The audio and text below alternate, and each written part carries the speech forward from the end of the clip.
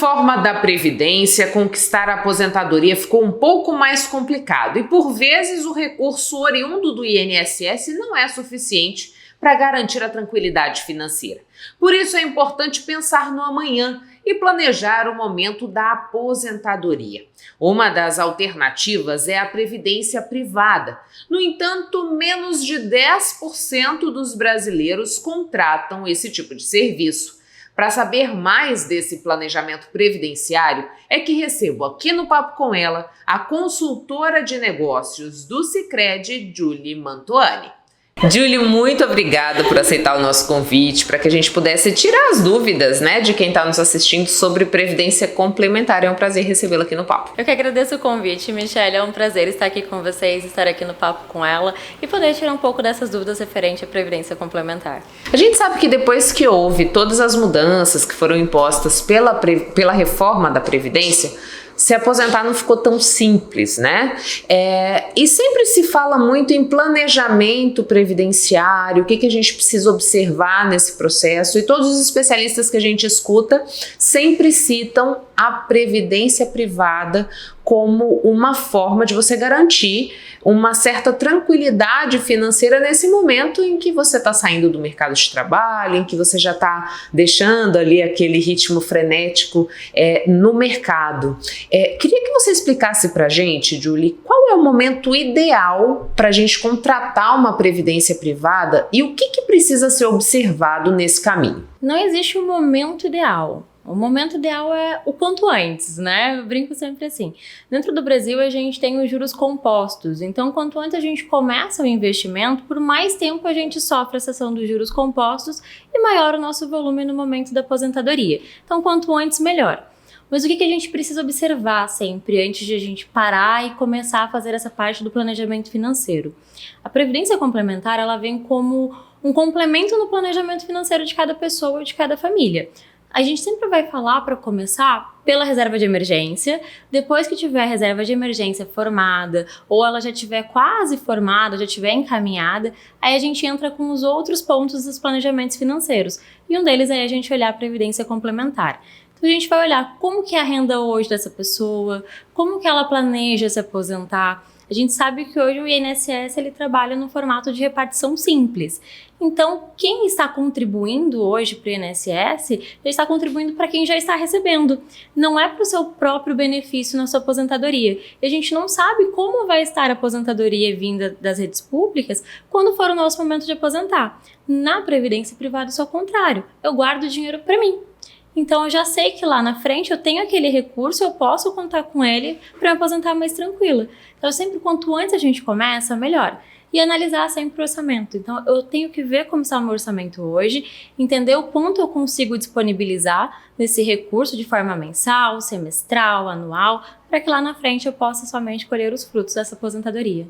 Quando você falou assim, antes da gente olhar para a previdência privada, a gente precisa pensar num fundo de reserva. Depois desse fundo de reserva estruturado é que a gente vai pensar nesse segundo momento.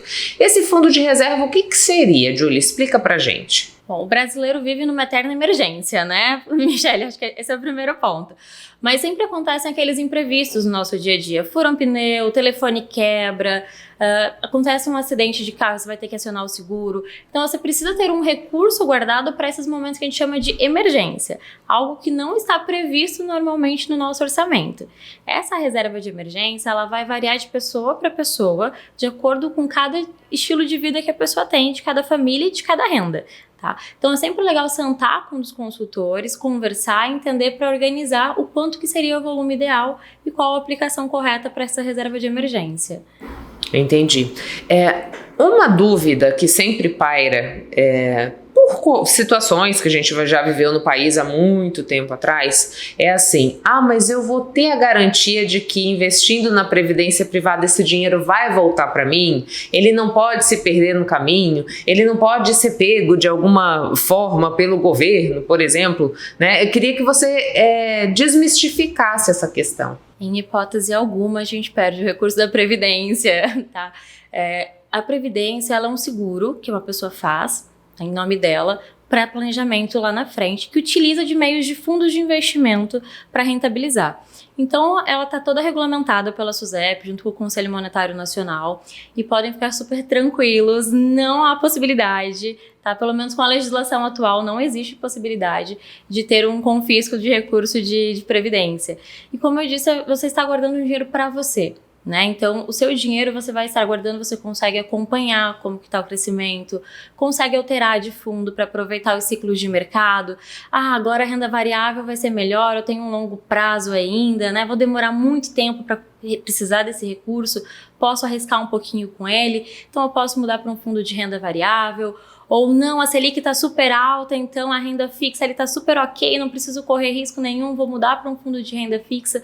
Consegue fazer isso tranquilamente dentro dos portais e aproveitando realmente essas ondas do mercado financeiro para fazer esse dinheiro rentabilizar ainda mais. Mas com a maior garantia de que não tem como o governo pegar o dinheiro da pessoa.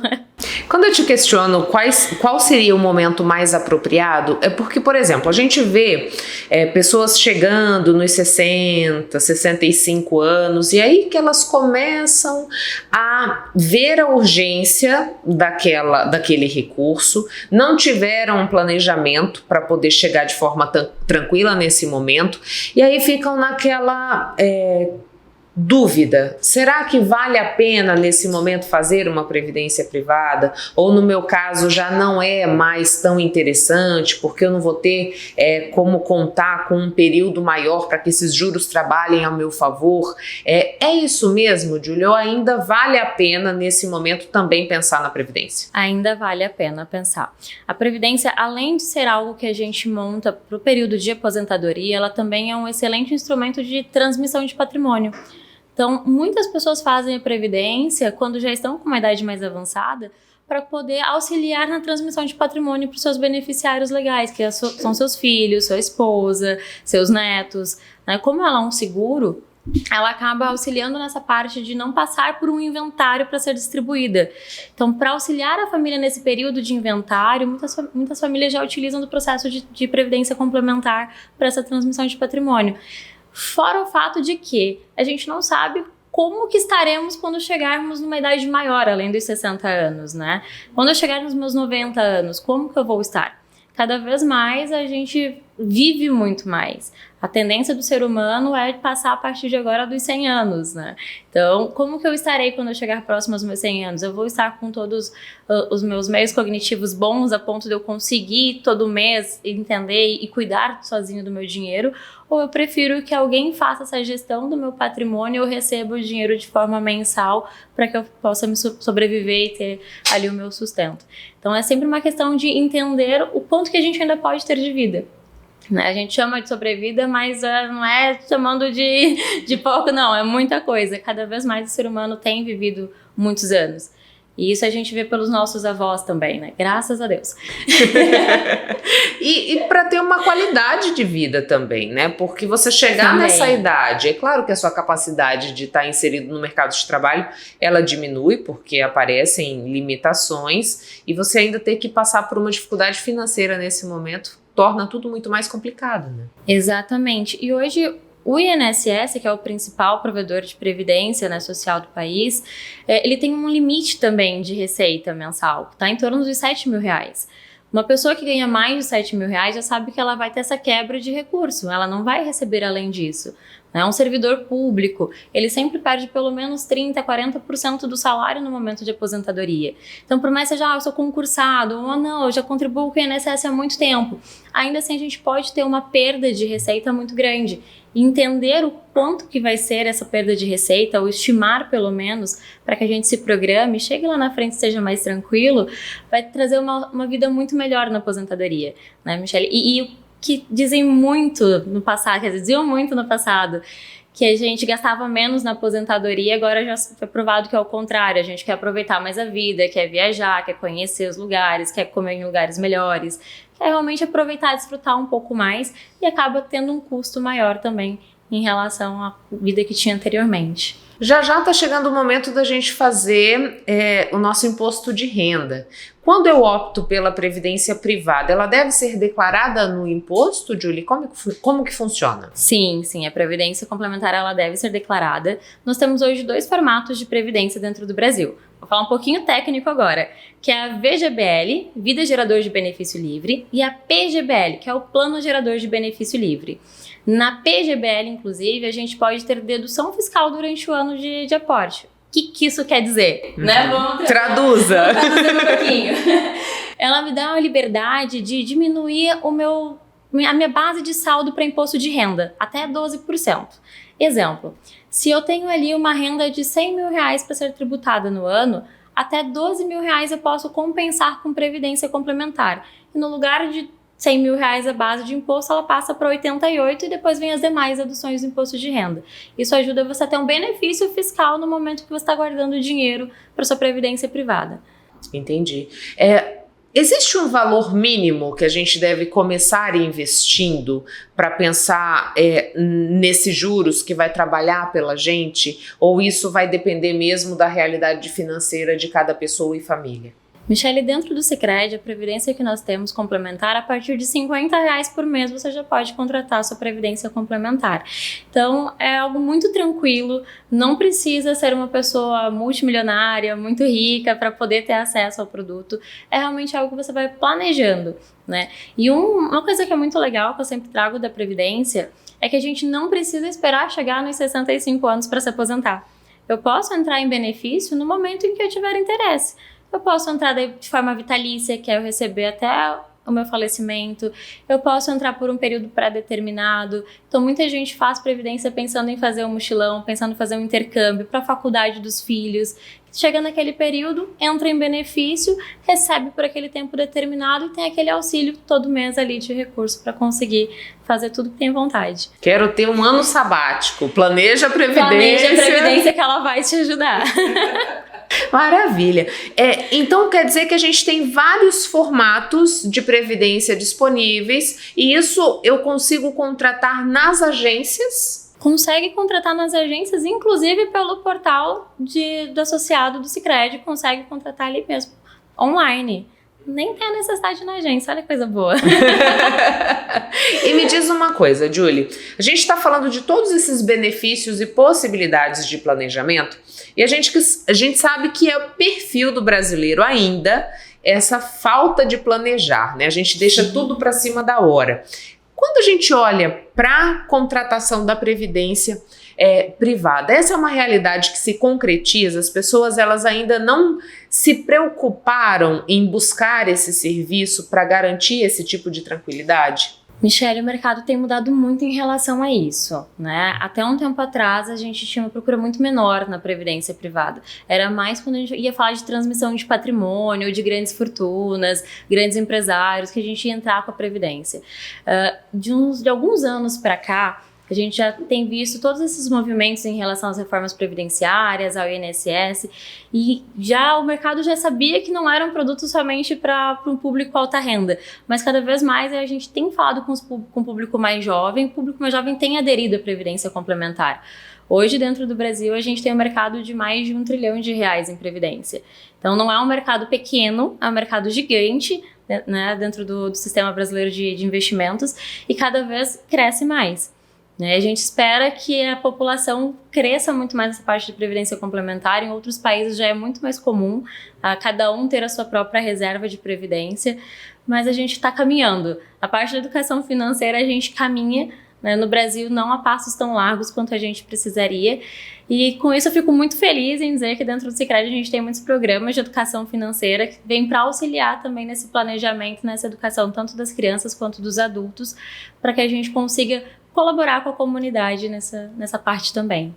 E se a gente for pensar, pegando como gancho o que você tinha dito, né? Nós estamos vivendo cada vez mais. É muito possível que daqui a pouco a gente tenha uma nova reforma da Previdência, se a nossa expectativa de vida continuar subindo. E ter esse planejamento é fundamental.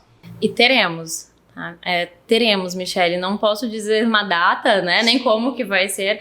Mas o formato que o INSS está atuando, a gente já vê pelos déficits que a gente tem nas contas públicas que ele é insustentável no longo prazo. Como que funcionava antigamente, pra gente entender? Tinha muito mais, a gente vivia menos, tinha muito mais gente trabalhando como CLT, pagando INSS e pouca gente recebendo. Então essa repartição simples de eu pego de um e passo para o outro dava muito certo. Agora o cenário está invertendo, a gente tem muito mais gente aposentada e menos gente trabalhando como CLT, muita gente abrindo empresa, muita gente trabalhando por conta. Então diminuiu a quantia de arrecadação, mas aumentou o gasto. Quando aumenta o gasto, diminui a arrecadação, é aí que vem as necessidades de reforma ou o governo entra cobrindo esses déficits e bancando a conta. Júlio, muito obrigada pelas informações. Deixo o microfone à disposição nesse momento para você esclarecer algo que a gente não tem abordado e que considere fundamental nessa discussão. Eu que agradeço, Michelle, a oportunidade de estar aqui com você e com seus telespectadores. Foi um prazer participar do papo com ela. Espero que a gente possa conversar mais vezes. Você já fez ou já ouviu falar em jejum intermitente? A prática, que ganhou diversos adeptos nos últimos anos, levanta dúvidas quanto à sua eficácia no processo de emagrecimento e se há riscos para quem decide inseri-la na rotina. Para tirar todas as dúvidas em relação ao assunto, é que recebo aqui no Papo com ela a médica especialista em emagrecimento, Cristiane de Oliveira. Doutora Cristiane, muito obrigada por aceitar o nosso convite para que a gente pudesse tirar as dúvidas das pessoas sobre esse famigerado jejum intermitente, né? Queria que a gente pudesse começar dizendo assim, o jejum intermitente ele é recomendado para todas as pessoas em qualquer faixa etária ou a gente tem algum tipo de restrição para essa prática ou esse hábito alimentar? Em primeiro lugar, eu quero agradecer muito o convite, estou muito feliz de estar aqui, seu espaço é lindo, parabéns. Então, o jejum é uma prática, né? Um estilo de vida, mas que serve não para todas as pessoas, assim, mulheres grávidas, mulheres amamentando, crianças, né? E pessoas com debilidades de saúde, assim, já estão muito debilitadas, não devem praticar. Todos os outros públicos podem. Uhum. Então, eu costumo dizer que é bem democrático. Uhum. E quando a gente pensa na recomendação do jejum, né? Tô pensando em mudar o meu estilo de vida, quero adotar hábitos que vão me trazer uma condição de saúde melhor, né? Que vai fazer com que eu me sinta melhor. Em que aspecto o jejum me auxilia nisso, né? E existe assim um período de adaptação, que eu comece com menos tempo, depois aumente esse tempo? Sim. O ideal, porque assim, como a gente vem com muita oferta de alimento, né? A gente está acostumado, nosso organismo está acostumado a praticamente nunca estar vazio, né? A gente está sempre beliscando alguma coisa. E com isso a gente tem mais ansiedade por alimentação e ansiedade mesmo pela liberação de dopamina que esses alimentos muitas vezes liberam. Então, por tudo isso, precisa sim de uma adaptação. Uhum. E para que o jejum seja eficiente para o emagrecimento, existe também a necessidade de uma melhora da alimentação nas janelas alimentares, né? Não dá para eu fazer jejum. Eu até estava lendo um estudo que foi feito com jovens saudáveis, eles não tinham doença nenhuma, né? Praticando jejum por 4 semanas, uhum. né? Eles tiveram benefícios, né? Todos tiveram benefício assim, de redução do nível de insulina, de redução do nível de açúcar do sangue, consequentemente da insulina, que é o hormônio que regula o açúcar, né? Melhora de triglicerídeos, de colesterol, então todos tiveram. Então qual é o benefício do jejum? Melhora metabólica geral. Então se você é diabético, se você tem pressão alta, que também está ligado ao açúcar, se você tem colesterol, triglicerídeos, melhora pessoas que têm risco de Alzheimer, que o Alzheimer a gente sabe hoje em dia que está ligado ao consumo excessivo de açúcar, né? Tem sido cogitado como diabetes tipo 3. Então, melhora a cognição. O jejum melhora praticamente tudo. Por quê? A gente tem que lembrar que nós viemos das cavernas, né? Então, a gente não tinha essa quantidade de comida disponível nos nossos primórdios. Então, o nosso organismo é adaptado, né, para períodos sem comida. Uhum. E nos últimos, 20 anos, que foi a grande boom da indústria alimentícia, não só estamos comendo mais, né? Como estamos comendo coisas que não existiam na natureza, né? Uma mistura de gordura hidrogenada com açúcar. Se a gente for buscar na natureza, nenhum alimento tem gordura e açúcar juntos. Ou eles têm gordura, por exemplo, o abacate, o coco, eles são gordos, né? Tem gordura boa. Mas eles não têm açúcar, eles não são doces, né? A banana, ela tem açúcar, mas ela não tem gordura. Então, ou tem açúcar ou tem gordura. E hoje em dia não, é muita gordura e muito açúcar associado. É ótimo pro paladar, vicia o paladar, dá um boom de dopamina, né? Então você fica feliz, né? Dá essa recompensa imediata. Mas para o nosso organismo é muito ruim. A gente nunca teve tantas pessoas obesas. A gente nunca teve tantas crianças obesas, né? A quantidade de pessoas obesas tem aumentado absurdamente. E o quanto se tem ganho com isso na indústria farmacêutica. Essa semana saiu no Fantástico uma reportagem sobre o medicamento mais utilizado hoje em dia, que é o Ozempic, né? É um medicamento que hoje na farmácia custa mais ou menos R$1.100. Então, é ótimo, porque, como eu estava te falando antes, tem pessoas que não conseguem começar o jejum porque sentem muita fome e tal, pelo hábito, né? Então, associar uma medicação para que essa pessoa consiga diminuir os tempos de alimentação e a partir daí mude de vida, porque toda estratégia para emagrecimento é uma estratégia para que a pessoa adquira novos hábitos. Se ela não adquirir novos hábitos, ela vai rebotar. É isso que eu queria lhe perguntar agora, doutora, porque assim, a senhora disse pra gente, o jejum, ele é uma prática eficiente, ele vai dar uma melhora do nosso quadro de saúde, vai favorecer o emagrecimento, mas eu preciso fazer uma reeducação alimentar. Eu corro o risco de adotar o jejum e depois cair no efeito sanfona, por exemplo, se eu não observo essas características de adotar alimentos que sejam mais saudáveis, menos industrializados, que realmente favoreçam esse mecanismo que é o nosso corpo. O que os estudos nos mostram é que, comparado com as dietas de restrição, o jejum é melhor, porque as pessoas conseguem manter jejum por mais tempo. O que acontece?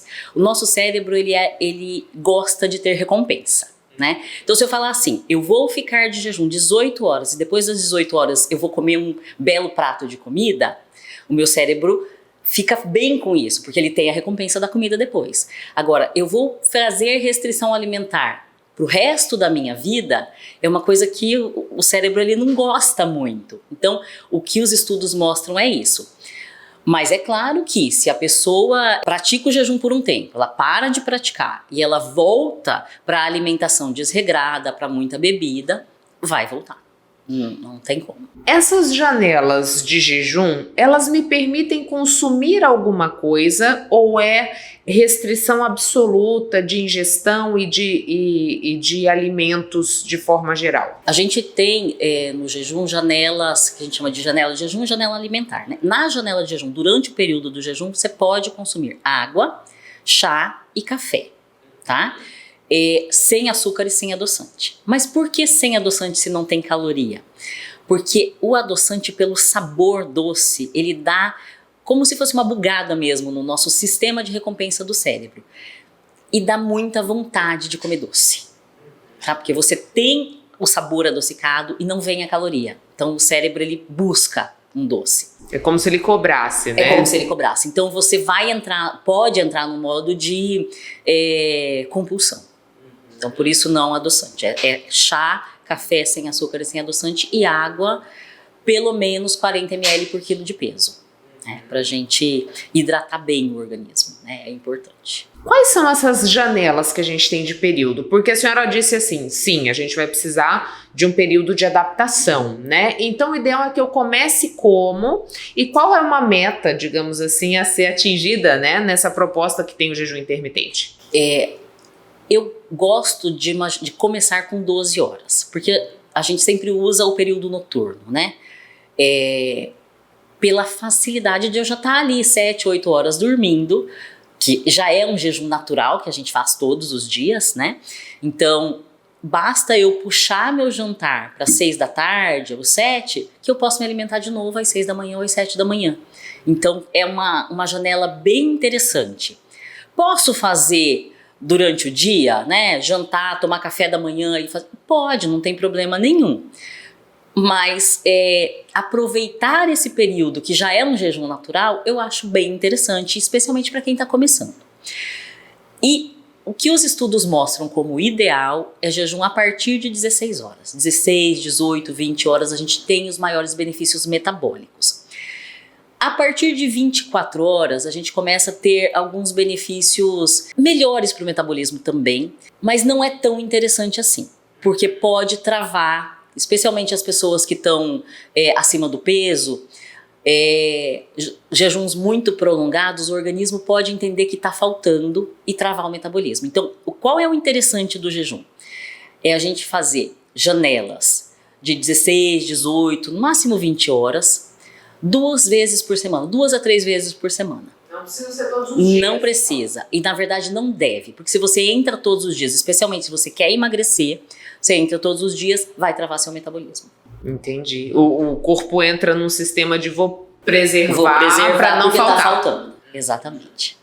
Quando a gente pensa nessa rotina, doutora, a senhora disse assim, é legal que a gente não faça todos os dias, que a gente consiga colocar pelo menos 2 a 3 vezes na semana.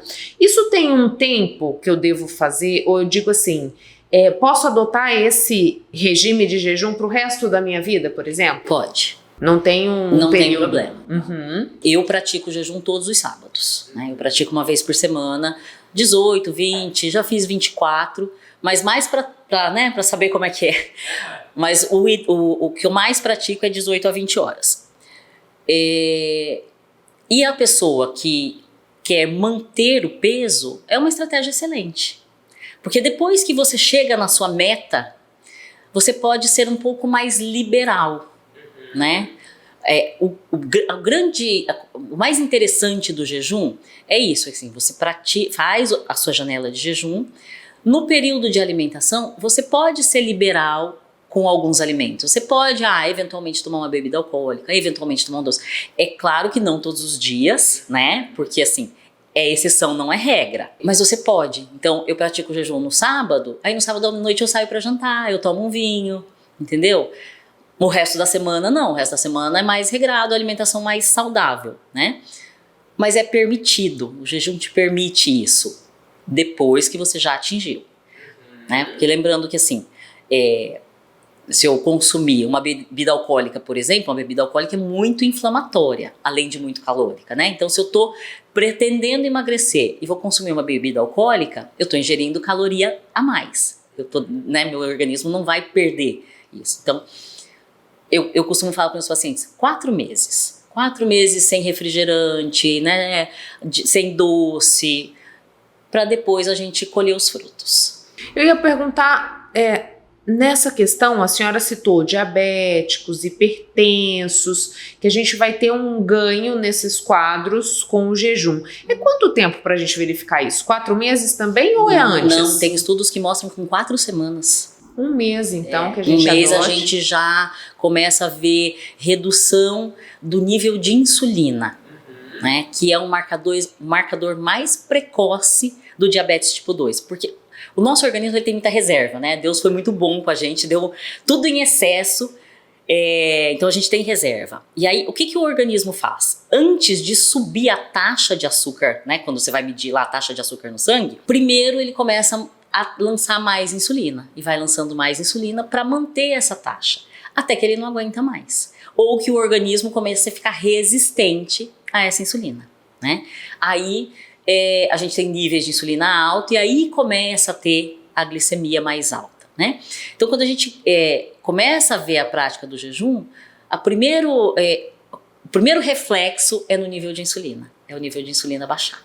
Isso também, levando em consideração adotar o jejum uma vez por semana, seria suficiente. Uma vez por semana, em 4 meses, eu já tenho uma redução da taxa de insulina. Sim, sim. Para as pessoas que querem só manter, é perfeito, assim, se manter mais saudável. Porque o que acontece?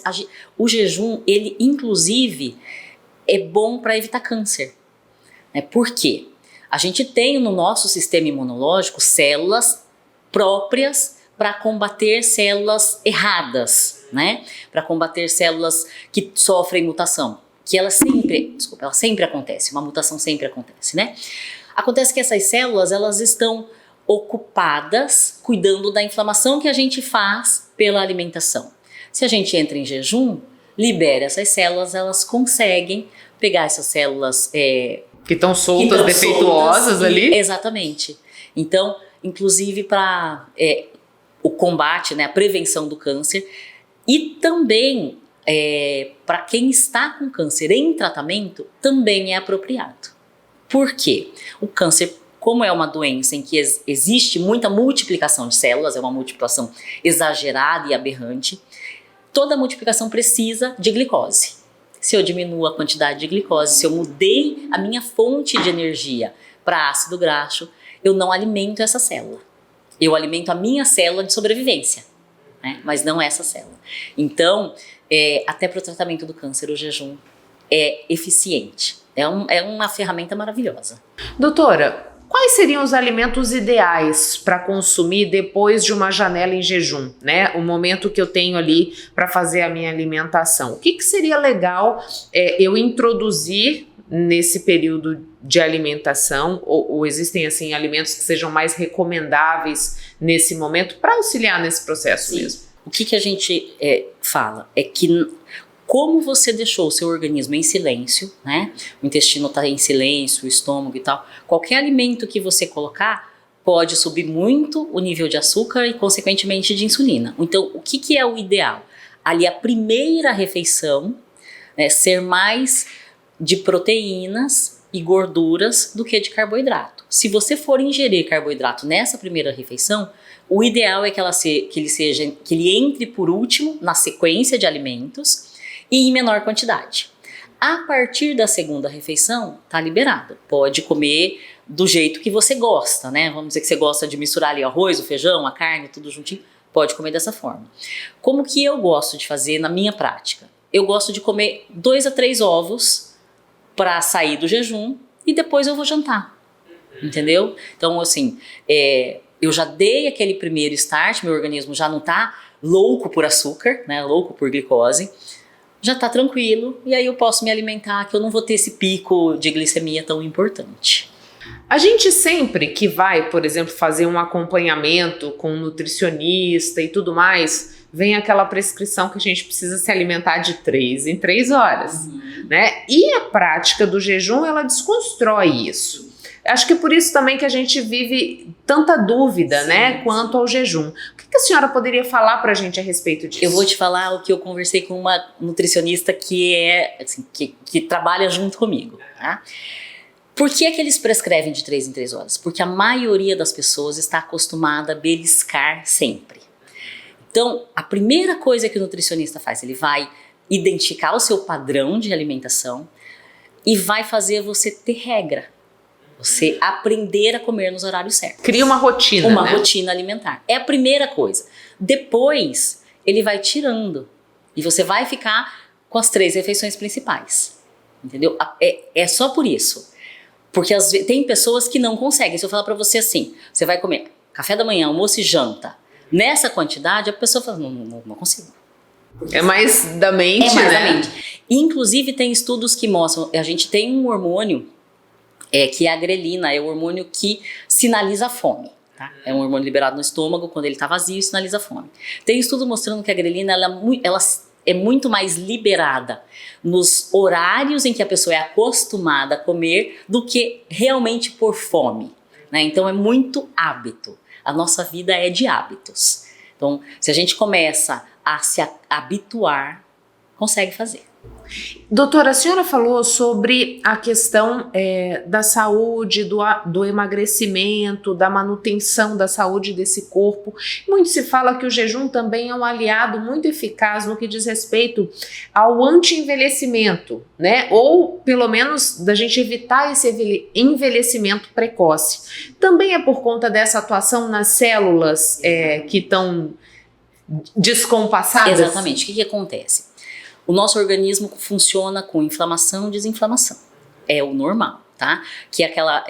sabe quando você fala assim, não, eu preciso tomar um antioxidante? Uhum. Porque oxidar é inflamar.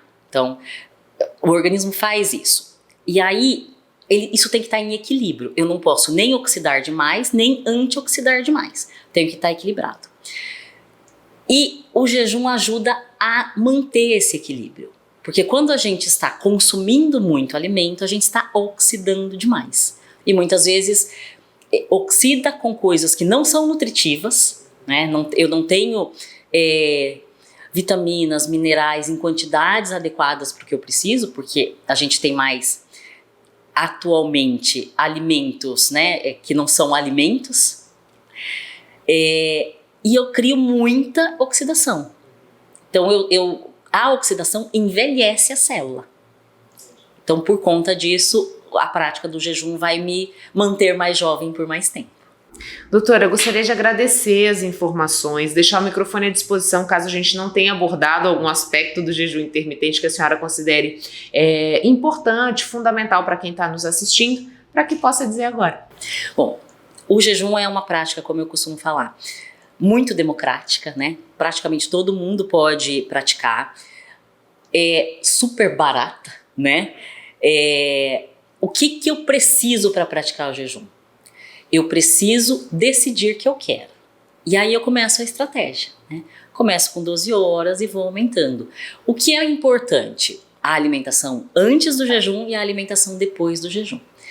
E as janelas alimentares, né? Serem com alimentação boa, alimentação de qualidade, que a gente chama de comida de verdade, né? Descascar mais que desembrulhar. É um jargão aí da nutrição, mas é verdade. A gente tem consumido muitos produtos industrializados e deixado à feira.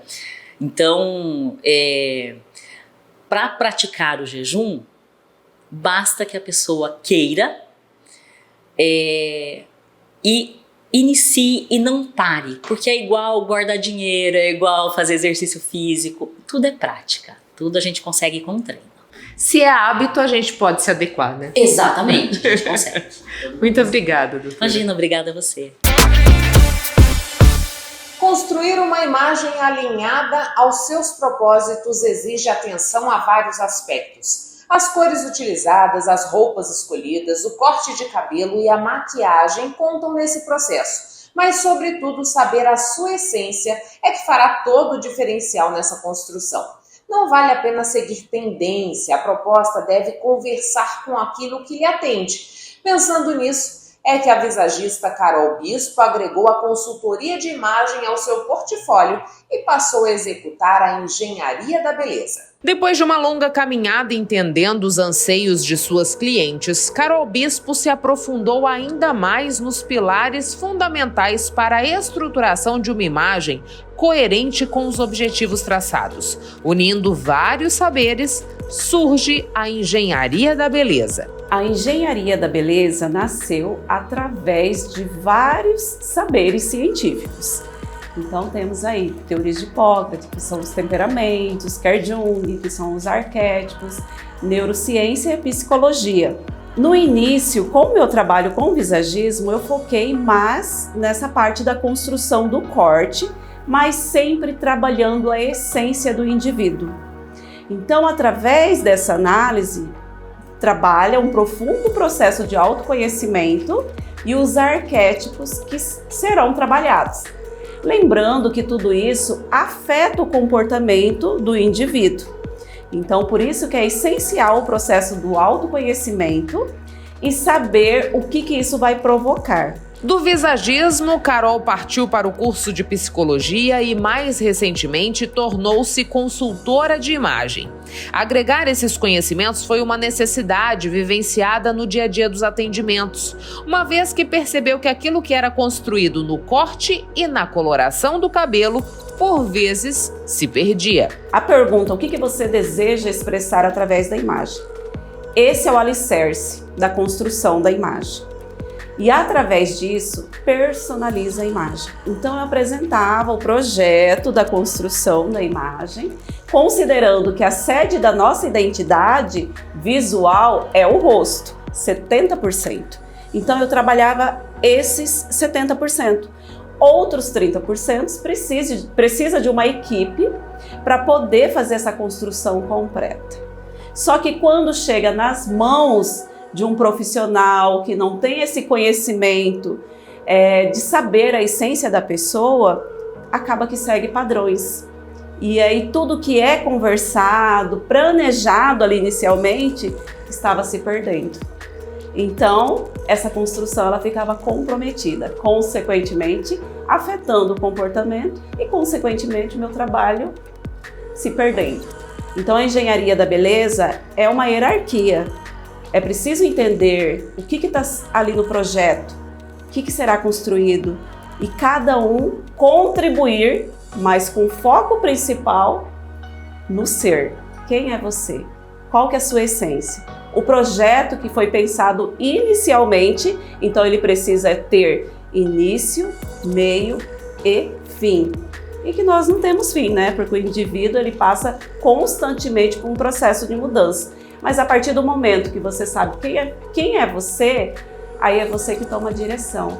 Então a engenharia da beleza, eu ensino como a pessoa ser autora da sua beleza, sem seguir padrões. Mesmo que depois ela não vai estar mais comigo, mas é ela que vai estar na direção de toda essa construção. Todo o processo precisa estar sob o alicerce do autoconhecimento. A pessoa que passa pela consultoria deve entender a sua essência para poder externá-la.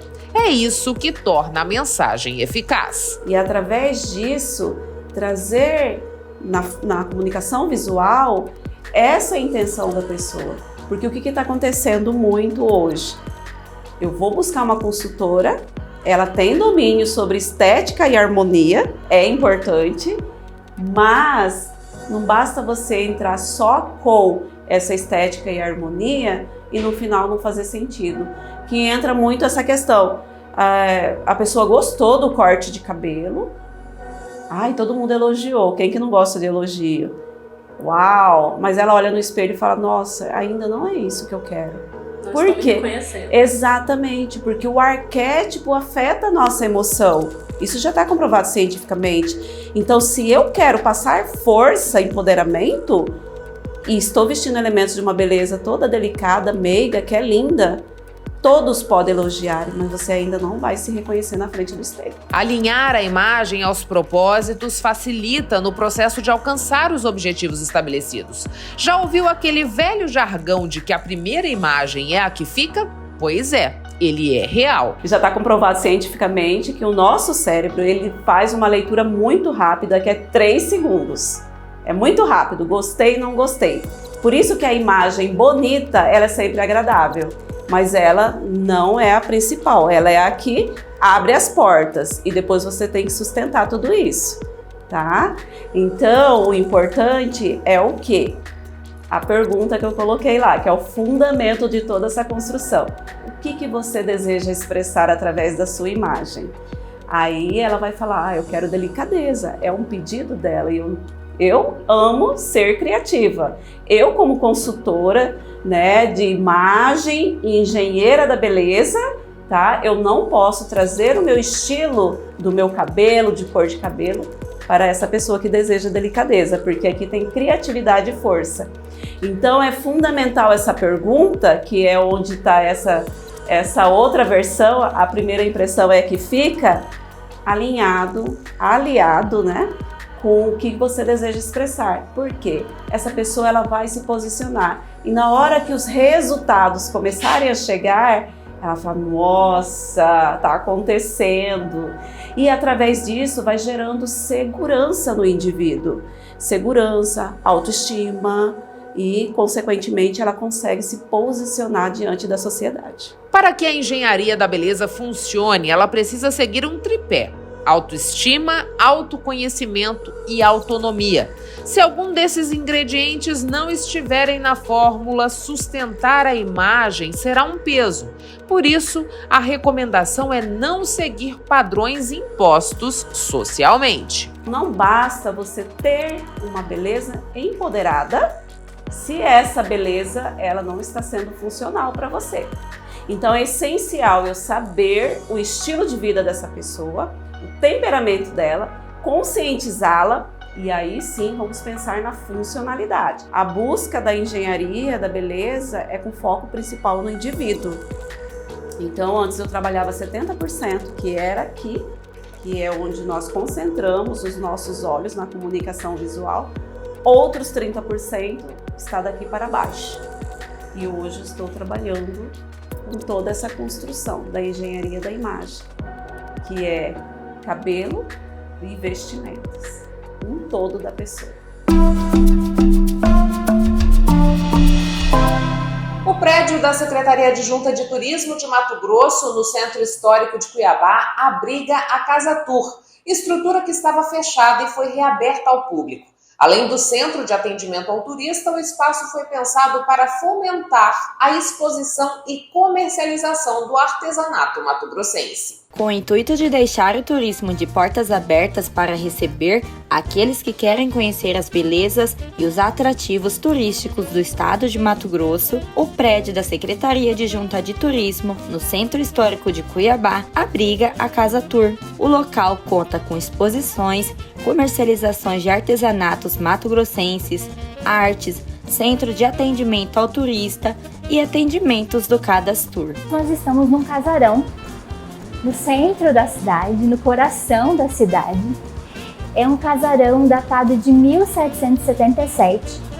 Então, o secretário adjunto, Felipe Velaton, ele teve a ideia, e aí a gente sentou e conversou sobre uma forma de trazer vida para esse casarão, que pudesse as pessoas virem visitar e conhecer um pouquinho da história. Porque fica morto. Um local que ele está abandonado, ele é uma cidade fantasma, né? E o nosso centro histórico não pode ser uma cidade fantasma.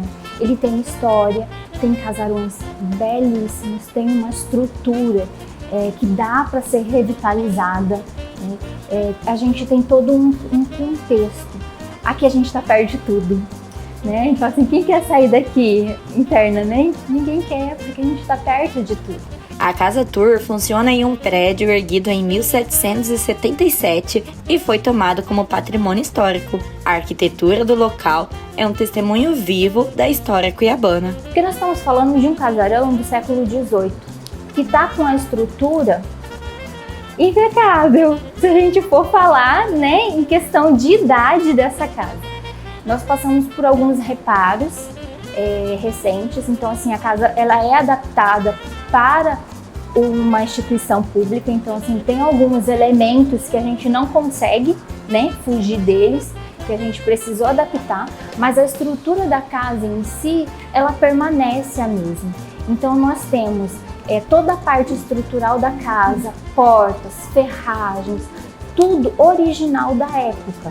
Inclusive nós temos um quadro na nossa sala de reunião principal, que ela está datada de 1790 e é uma gravura que foi feita na época de como estava a cidade, né, que o rei de Portugal pedia, não tinha fotografia, vinha uma pessoa para fazer esse desenho de como essas províncias elas estavam na época.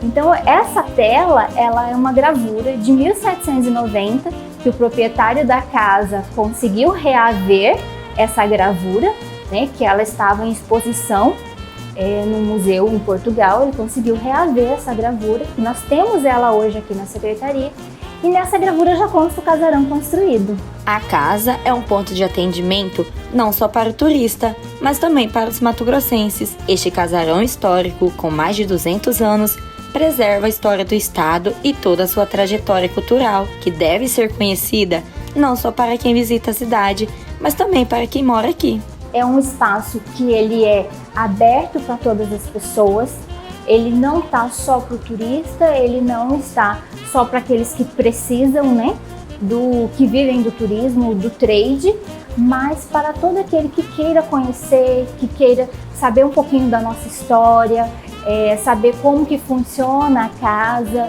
Cuiabá tem uma história riquíssima e o povo cuiabano é o povo mais acolhedor que existe. E esta casa representa isso tudo, não só pela sua arquitetura, como também pela sua localização. Eu falo que a casa ela respira artesanato, porque assim, as paredes em si elas já contam uma história, né? A arquitetura dela já conta uma história. Só que o artesanato ele agregou. Então, assim, quando você vai para um lugar, que você vai visitar uma região, a primeira coisa que a gente quer levar daquele lugar é algo que nos traga a lembrança. Você quer uma memória afetiva daquele local. Então você vai procurar um souvenir, você vai procurar um artesanato, você vai procurar algo. E nossos artesãos não ficam de fora.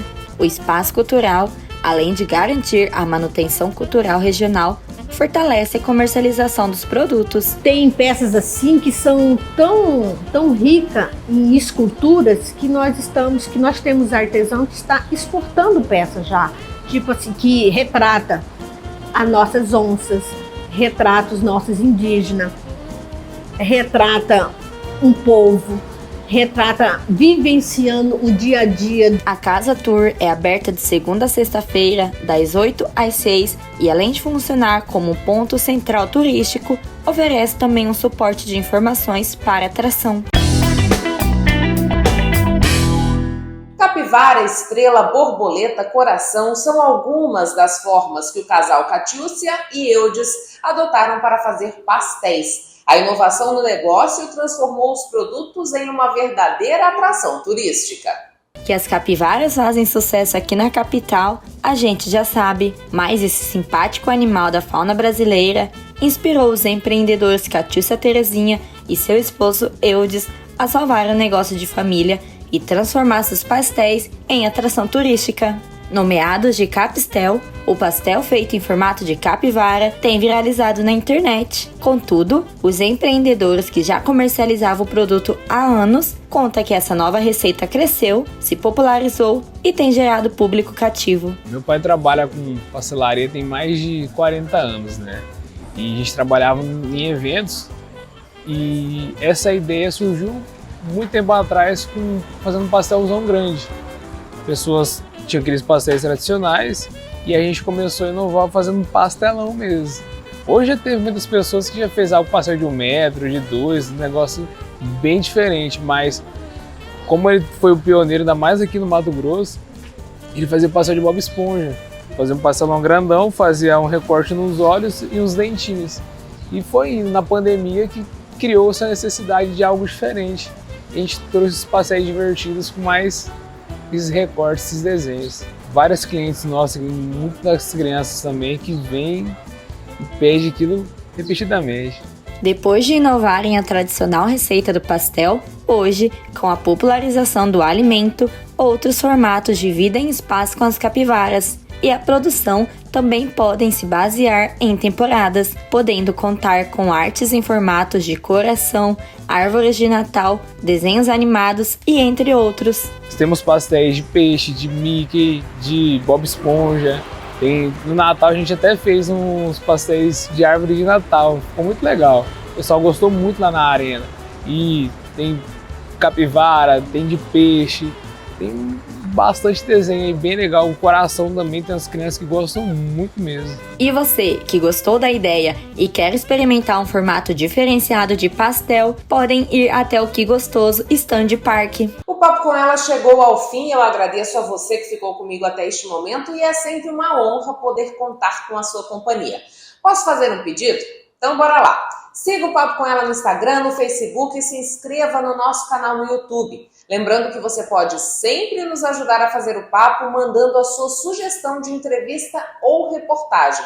Isso você pode fazer pelas nossas redes sociais ou por esse endereço de e-mail que está aparecendo na sua tela. Tenha uma excelente semana, a gente volta domingo que vem às 9 da noite aqui na TV Cidade Verde e eu espero você.